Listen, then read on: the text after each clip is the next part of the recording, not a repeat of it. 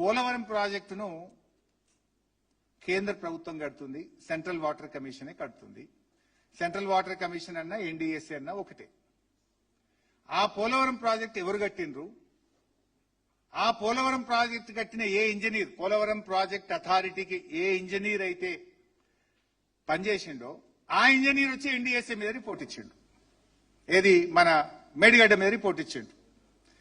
ఆ పోలవరం ప్రాజెక్టు 10 సార్లు కొట్టుకుపోయింది ఇప్పటికి.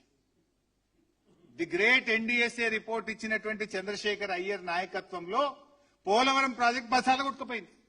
7,000 కోట్ల రూపాయల నష్టం జరిగింది. ఇది report. First R K Jain, okay. Second Gupta, ఇగో థర్డ్ చంద్రశేఖర్ అయ్యర్. ఈయననే ఎన్డీఎస్ఏకు చైర్మన్ గా నవంబర్ 1 నాడు మేడిగడ్డ మీద రిపోర్ట్ ఇచ్చాడు.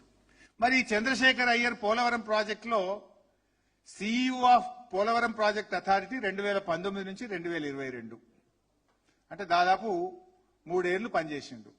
ఈయన పనిచేసినప్పుడు ఎన్నిసార్లు కొట్టుకుపోయిందో చూడండిగా.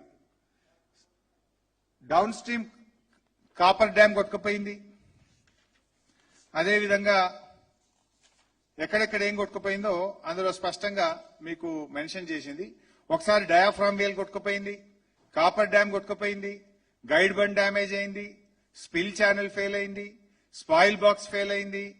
మొత్తం ఇట్లా 10 సార్ల పోలవరం ప్రాజెక్టు కొట్టుకుపోయింది.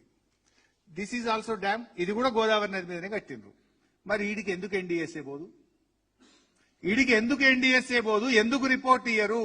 ఇక్కడ రాజకీయాలు చేస్తున్నారు. కేంద్ర రాష్ట్ర ప్రభుత్వాలు కలిసి రాజకీయాలు చేస్తున్నారు. ఎప్పుడు ఇచ్చిన రిపోర్టు? 15 రోజులకు ఎలక్షన్ పోలింగ్, 15 రోజులకు తెలంగాణలో పోలింగ్. ఎన్డీఎస్ఏ ఆగమాగం ఉరికొచ్చి 3 రోజుల్లో రిపోర్ట్ ఇచ్చింది. ఇక్కడ అసెంబ్లీ ఎన్నికల ముందు ఒక రిపోర్టు, పార్లమెంట్ ఎన్నికల ముందు ఒక రిపోర్టు, మా బీఆర్ఎస్ పార్టీ జూబ్లీ ఉత్సవాలు 25 సంవత్సరాలు సిల్వర్ జూబ్లీ జరుపుకుంటే మళ్ళీ ఒక రిపోర్టు.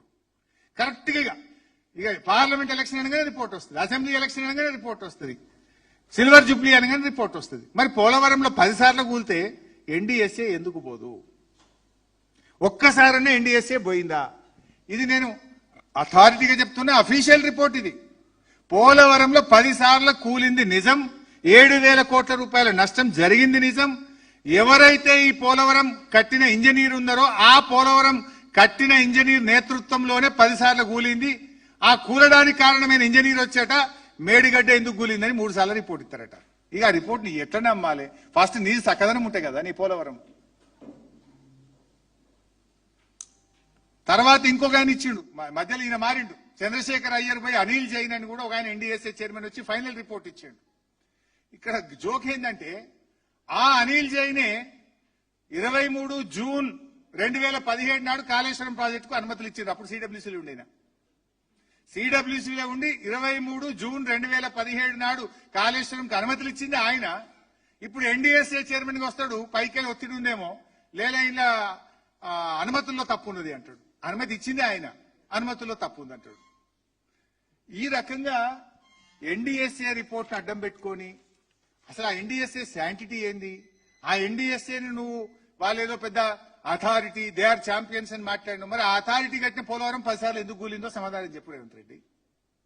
ఎందుకు కూలింది? మరి ఆడికి ఎందుకు ఎన్డీఎస్ఏ పోతలేదు? ఇవాళ దీనికి సమాధానం చెప్పాల్సిన అవసరం ఉంది.